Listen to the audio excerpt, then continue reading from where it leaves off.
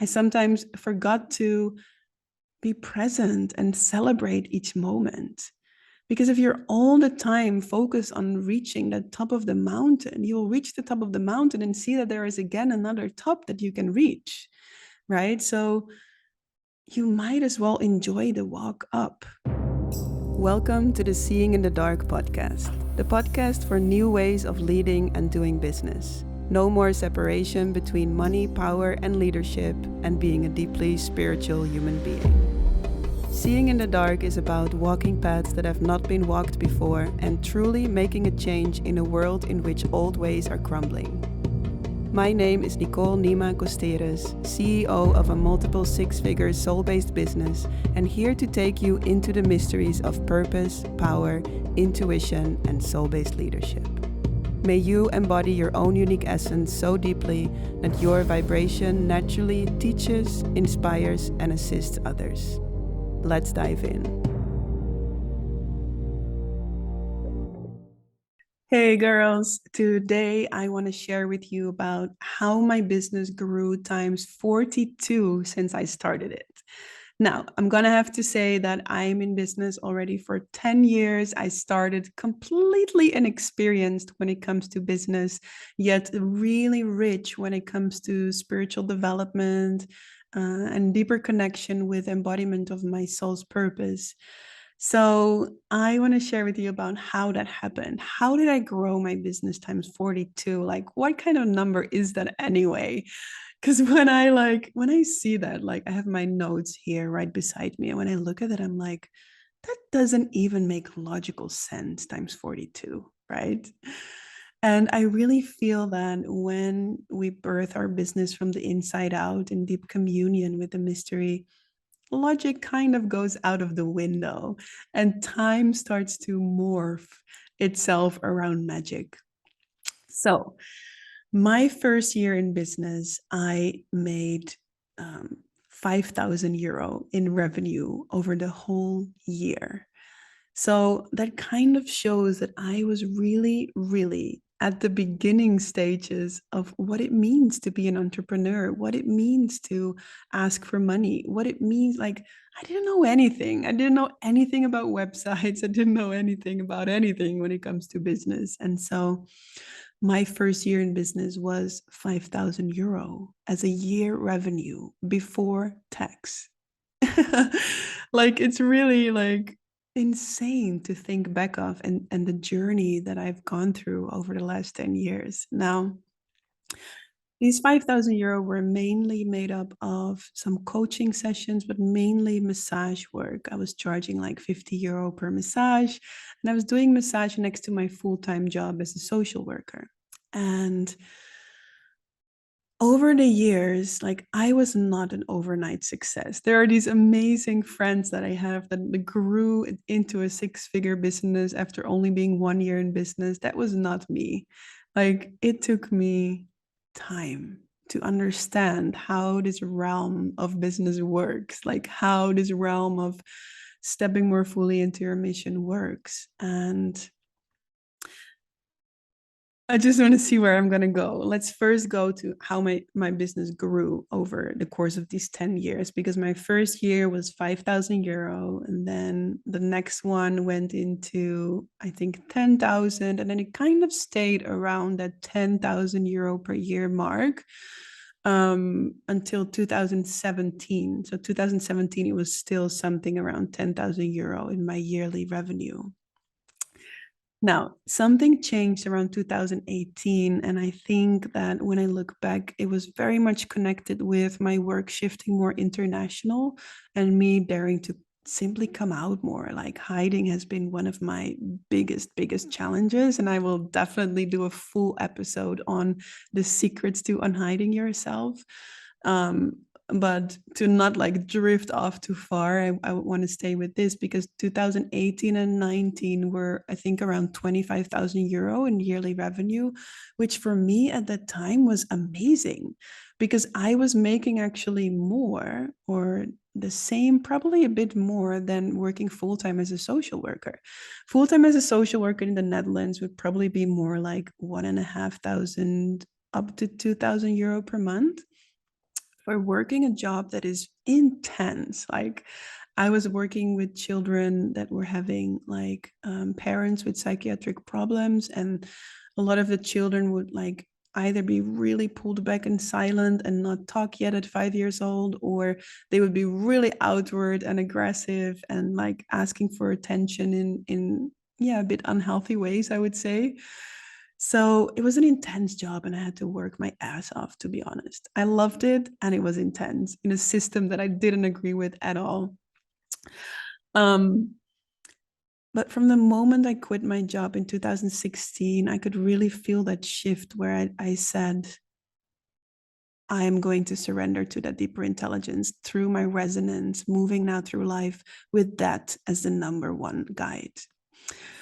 And so 2018, 19, 25,000, but then in 2020, something drastically changed. I had a revenue of almost six figures that year. I think it was 90 something thousand for that year.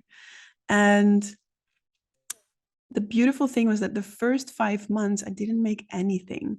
The first 5 months of 2020 was when COVID hit, and when Nemanja, my partner, and I came back from the jungle because we did a 1 month diet with the Yawanawa people in the Brazilian Amazon. And we came back from the diet and COVID hit. And so for the first 5 months of 2020, I was literally making €0 with Women of Ancient Futures because everything was in person up until that point. So I was on government support for the first 5 months of 2020. And then in those second half of 2020, those next 7 months, I almost reached my first six-figure year. And that is insane when you look at it, right? So going into 2021, I made 210,000 euro before taxes, so in revenue. And looking at that number of 210,000 euro and 5,000 euro in my first year, that is actually a growth of 42 times. So over 10 years, I grew times 42. And most of that growth happened in 2020 and 2021. So there are 6 things that I feel were really, really like important in that whole growth process. And I want to share them with you today. Number 1, stop abandoning your mission. That's one of the main gifts that I had to teach myself, train myself in on a daily basis for the last few years. Like, keep going. Like, stop abandoning your mission, meaning it is so easy to, when things don't work out within a certain time frame that you set for it, like when you start to wobble in your doubt, it's so easy to turn your back against your mission, to drop it. And just imagine your business or your mission as an alive being, and you turning your back towards it over and over and over and over again. That just makes me really sad.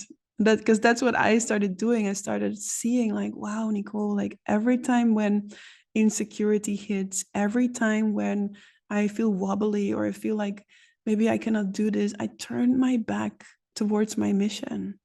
I dropped it. And I started to see how sad the being that is my business and mission felt. So deciding to be in, deciding to marry my mission, to be in no matter what, not being pushing myself, forcing myself, trying to make things happen, but being in, meaning I am saying yes, and I will no longer turn my back towards you. I will listen and honor the inspiration that you bring to me, and I will stand with you no matter what. That's one. That was a really important one that shifted so much for me. Hey love, just a quick note in between. If you want to practice more with empowered comparison, and if you want to be in a space of community where you can be great in togetherness, where you can welcome all of you, in a space of togetherness. The You Are a Soul Leader Mastermind is the place to be for that. It's the community place of empowered female entrepreneurs that are ready to expand their business into the next level. And so if you want to find out more about that, find the link below this video to find out more about the mastermind and apply when your fire calls you to. Thank you. Let's get back to the episode. And so the second one is to let the deepening in yourself and the communion with life be your main devotion, because that is always what it has been for me. I was never in it for the money, or was never in it for like working myself to success, or it was always my deep love and devotion for embodying my potential more fully. It was always my deep love and devotion to my spiritual path, to the deepening in who I know deep within I can become. And I love that journey so much. And that's why I feel my journey started with all these modalities on the spiritual path, right? Like all these trainings and courses and things that I started studying, because I just wanted to get to know myself on a deeper and deeper and deeper and deeper level. So that deepening into myself, into my core, was always my number one motivation to learn and grow in life. And I feel that through that, I started to see that through deepening more fully within myself, I naturally started sharing from overflow with others. I naturally started to teach, because it was through the embodiment that I started to find within myself that my vibration became a natural teaching and inspiration for others. And that is what soul-based leadership is all about. That is what I teach about in my masterminds, in my mentorships, in my programs, that through you embodying your own unique essence so deeply that your vibration naturally starts to teach others is the way, for me, the only true way of leading. So let the deepening in yourself be your drive, right? Because I feel that's a place where that comes from so much purity. Now, one thing that I don't recommend is to completely like let money be like this side thing somewhere in the vague distances, right? Because it was kind of what it was for me. I was really moving through life from resonance and from this belief that that when I make enough to do all the things I want to do, then that's enough. I was having also some slight judgment towards people with a lot of money, and I wasn't fully realizing how much that was actually holding me back. So let the deepening in yourself be the main drive to grow in life, and make yourself available for all the love, support, and money that life wants to offer you. Like, get out of your own way there to make space for that. Such an important piece. So the fourth one, so three was actually two things, right? Let your main devotion be the deepening into you, but also make space and see where you are holding limiting beliefs towards life, because life cannot meet you with more money and abundance if you are having conscious and subconscious resistances towards it. So the fourth one that I'm wanting to share with you is that you do not have to see the full picture. So often I have women come to me and they say, yeah, but I don't know exactly what it's going to look like, or I don't know exactly yet what the full picture is. It doesn't matter. It doesn't matter. Just start with whatever feels most in resonance right now. Like I did. Whatever felt most in resonance 10 years ago was massaging people. And I just started doing that. And then my resonance guided me into mediumship, and I started doing that. And then my resonance started guiding me into working with women internationally, and I started doing that. And then suddenly, like, I started to make a lot of money, and I felt inspired to learn more about business and strategy and marketing. And I started to offer that. So it's like, you do not have to see the full picture, because the full picture that you're seeing right now is limited anyway. Like, your inherent potential, like you cannot even see that in your visions yet. You only can grasp the next steps. So trust that and start moving with your resonance already right now. Even if you feel that the clarity that you have is too limited, then start with whatever you do feel clear on, no matter how big or small that is. Yeah. Because taking that step every single day into your resonance will create that snowball effect, will create that momentum for your potential to naturally unfold, for that full picture to naturally become clear. Because looking back, I can see that every step along the way was one piece of that puzzle that became that bigger picture. Yeah. So the mystery is weaving a piece of art through you. And we cannot always see, like just imagine yourself walking through a cornfield, like a field full of corn, and you cannot really see where you're going. You're not really having the overview. All you know is that your resonance is telling you now to go right, and now to go left, and now to go straight for a while. And like your footsteps on the cornfield are like creating a shape that you cannot see, but you are guided by resonance in each moment. Now, the mystery of life is kind of having that overview, can see that beautiful piece of art like that you sometimes see in cornfields. You see like this amazing like flowers of life, or these amazing pieces of artwork, sacred geometry that is being created in this cornfield. So the mystery can see, the deeper intelligence of life can see that sacred geometry that is being created while you are walking, guided through your intuition, synchronicities, and magic. Yeah, that's 4. Now, the 5th one is to not compare yourself. And I did a really extended episode on that last week. So if you want to go more into empowered comparison, I recommend you to listen to last week's episode, where I go very deeply in how you can work with that, how you can dance with that.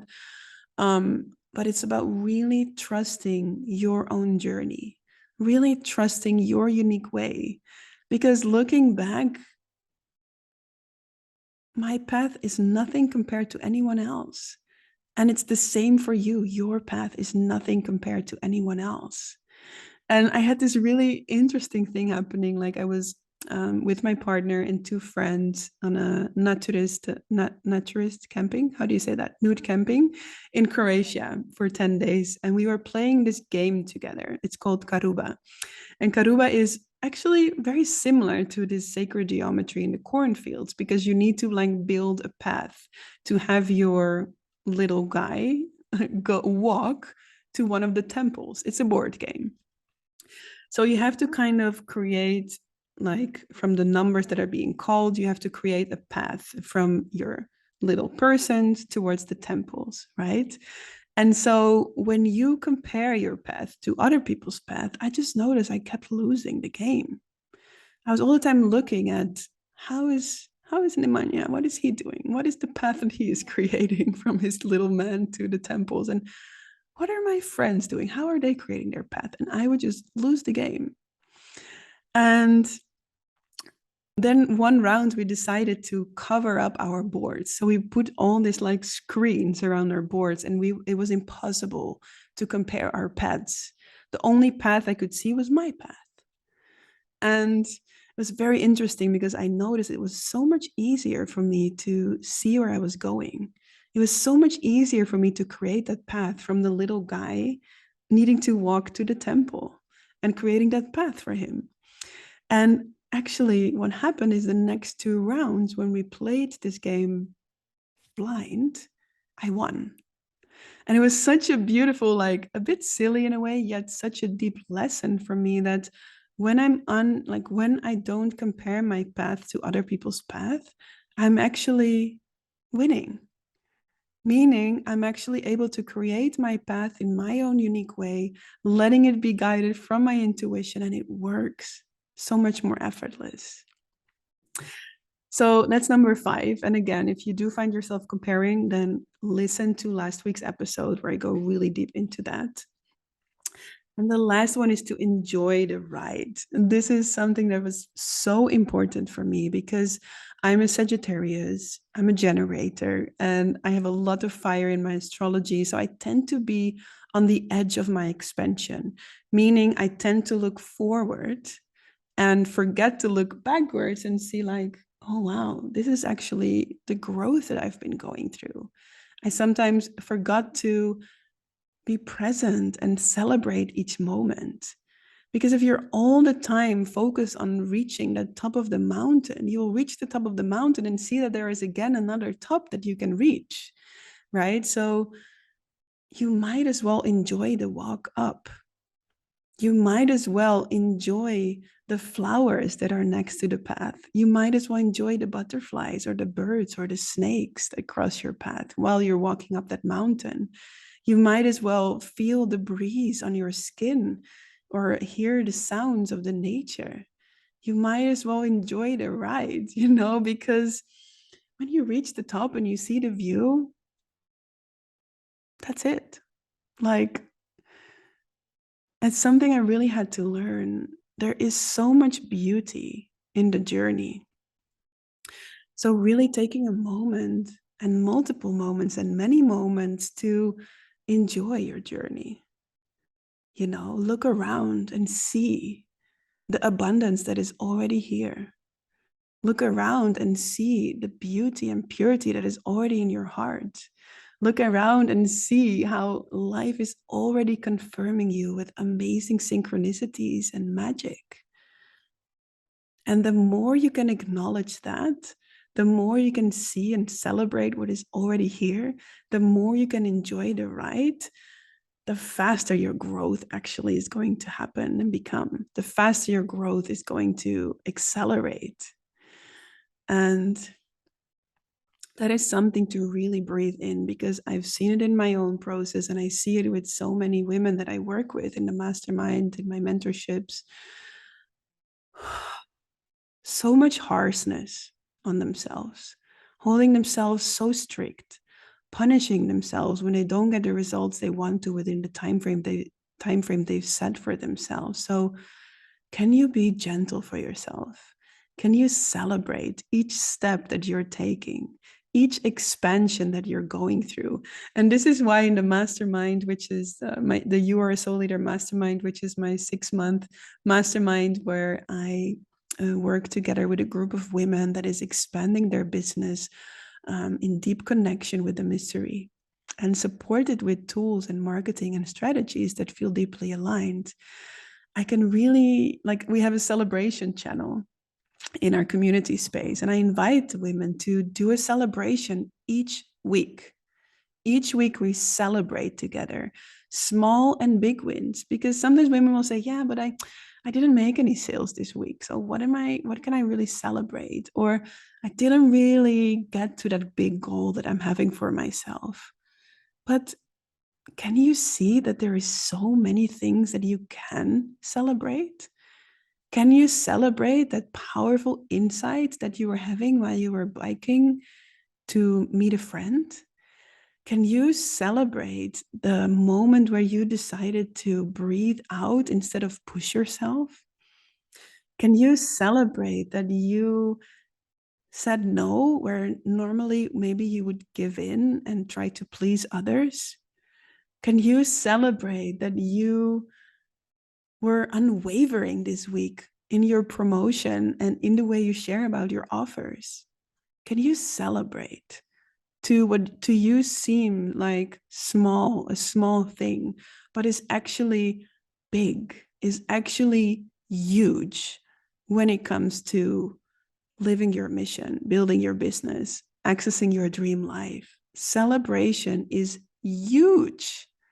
Enjoying the journey is huge, because it's also through the energy of celebration that you will access more integration, that actually all the growth that you are going through that you tend to overlook all the time can land and truly integrate, can become your new normal, so to speak. It's so important. So maybe even the biggest one of all of them, is celebrate. Enjoy the ride. Enjoy every moment of it, because even the moments that are the most challenging for you is where you are harvesting the biggest gifts that you can offer others. Because that's what I teach a lot about in my mastermind. It's your challenges of today are your embodied transmission of tomorrow. So your challenges don't have to be an excuse to become all heavy and strict on yourself. Even your challenges are something to celebrate, because you working through your challenges today is actually the medicine of them landing in your body and landing in your embodied transmission for others tomorrow. Really take that in. So can you truly enjoy the ride? Can you truly say yes to your mission and no longer abandon it anymore? Can you truly let the devotion to your own deepening in yourself be your main motivation? And through that, make space for all the love, support, and money that wants to come your way. Life is already wanting to give it to you.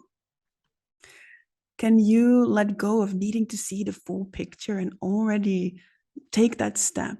You need to go first. Like often I have women saying like, yeah, but if life can now first give me a sign that it's going to be all okay, then I will make the step. But it's actually reversed. You need to walk through that door first.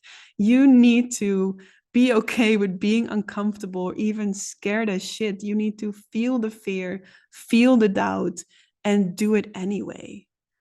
Walk through that door first, and then life can meet you there, right? And trust that the mystery, the deeper intelligence of life can see that sacred geometry, that piece of art that is being created through you. Amazing. With that, I will close today's episode, and I'm so much looking forward to continue with you next week. Have a beautiful day. Did you receive any inspiration, motivation, or powerful breakthroughs by listening to this episode? Then please share this episode by taking a screenshot and tagging me in your stories at nicole.nima.costeres.